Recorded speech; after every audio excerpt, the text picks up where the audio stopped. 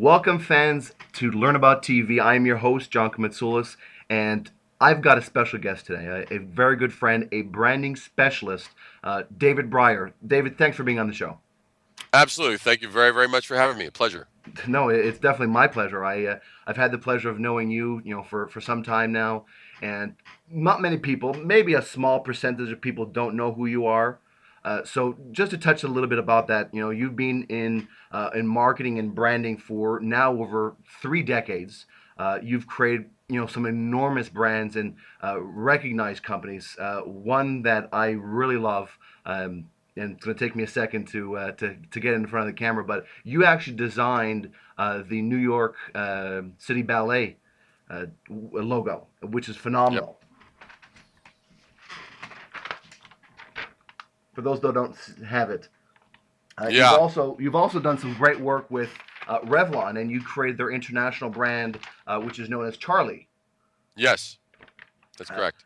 the uh, the plentiful amount of companies that you've worked with, Estee Lauder, New York Times, Rolling Stone.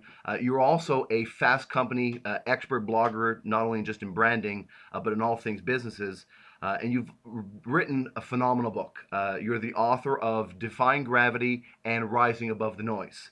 Uh, Well, I'm glad you happened to mention that because I happen to have a copy here just for to add hey, for, just for the visual special effects. This wonderful. is this is the actual book. It is an 11 by 11 inches tall by 13 inches Man, wide, and it covers my entire face. It's right. unbelievable. Two of my faces actually, but it's a treat, and I'll tell you, it was great to write, but it's a wonderful, wonderful book that is available. So, and you can find out more about that on our site. We can talk about that. Yeah, definitely. It's just looking at it in the pictures, they speak 1,000 or even millions of words. So I definitely know that people will enjoy it. I invited you here today, most importantly, because branding is, in my eyes and probably in yours as well, is the foundation of business. So starting this show, I thought it'd be important that we talk about something so very important, which is branding. Um, in your eyes and in your experience, what is your definition, David, of branding, and why is it so important? Okay. Well, it's a good question because there are so many different disciplines and schools of thought and this and that the other and blah blah blah blah blah and I see a lot of people getting very, very complex about this. Recently, I did a TV interview, and during the course of it, I actually managed to get the definition of branding down to 4 words. Branding is Wow. the art of differentiation. It's the art of differentiation. Now, someone may hear that and go, well, what the hell does that mean? And I'm glad you asked that question. The basic thing is people will embrace something, whether as a consumer, whether as an employer, whether as for a cause, they will embrace something at the point when they realize that is something that is different that connects with them. Not that it's sort of similar to, or it's kind of like, or it's a follower thing, but that uniquely is distinctly itself. At that point of recognition, when, oh, that's what that thing does, or oh, that's how that's going to help me have a better basketball game, or oh, that's how it's going to enrich my life, or oh, that's how that's going to make my business work better.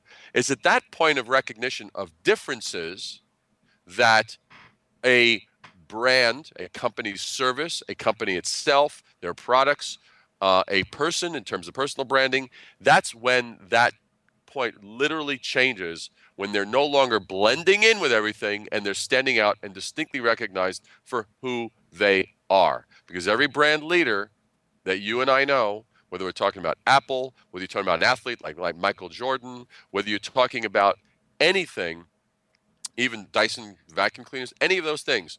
Why do we know them? Because of their differences. We don't know them because of their similarities. Hmm. So it is the art of differentiation. There's a lot of things that go into that, but in its summary, that is the actual definition that I found to be most workable. That makes sense, and it perfect 4 words. Uh, well said, David. I thanks for that. Moving forward, why do you think personal branding has become so popular nowadays? Well, I think for the same reason that corporate and professional branding in terms of companies is popular is because there's such a volume of information coming at you and I every day. How are we going to sift through it all? And so the need to stand apart and not blend in is vital. Every step you and I take is vital as an individual, as a professional in our career. Put it this way: when you look at it from an employer's viewpoint, when they're looking at promoting someone or they're looking at who they want to give responsibility to, do they sit and they say, "Let me look for the average guy that kind of blends in"? Oh, those five. Oh, good. And then it just becomes sort of like, okay, put your names in a jar and let me pick one. They don't look for the average. That's the same reason why if we go to a store, you're not going to find in a department store, it says, "Hi, can you tell me where the aisle is for average products?" They're going to go, "Huh? There is no aisle for average products." The things are based on category, and obviously there are those things that are actually leaders. So that's the whole point with regard to why personal branding is so important. It's the need to stand out and not blend in. That's awesome, David.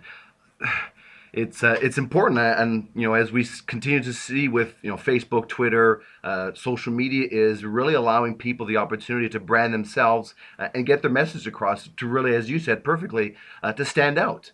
So Hmm. I think you hit the nail right on the head, and that's awesome. I know nowadays, as our economy sucks, people are looking for opportunities, and some people don't really know how to start and how to differentiate themselves. They can definitely call you at DBD International or going to risingabovethenoise.com. But what would you recommend to someone that's starting their own business as far as branding goes? How would you, or what would you recommend they do to make sure their brand stands out and becomes successful? Sure. Well, I'll tell you a question that we usually cover very early on in our discussions, which is we look at a business and we realize we're all adults here, so let's face the facts. People have lots of choices. There's no there are really no businesses that are just so offering something so uniquely different. There's a handful of businesses. Okay, you have the Apples of the world, you have the Dyson vacuum cleaners of the world. You have certain companies that are built around innovation. That's fine, but that's the rarity. The greater majority is built of companies that are offering, products that are probably similar to other products or services that are similar to other services. So how the question becomes, how are you and I going to make it stand apart, be seen as different, be heard as different, be perceived as different, so that it doesn't just become another commodity? Because let's look at like a seesaw.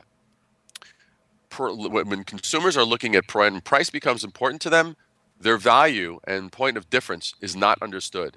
As Right. soon as Well you said. actually as soon as you actually start tipping it and you get them to understand the values and the differences, the price becomes unimportant. You want proof of that? Look at the fact that Apple can't make enough iPads for the endless demand for an $800 product, an $800 product. Right.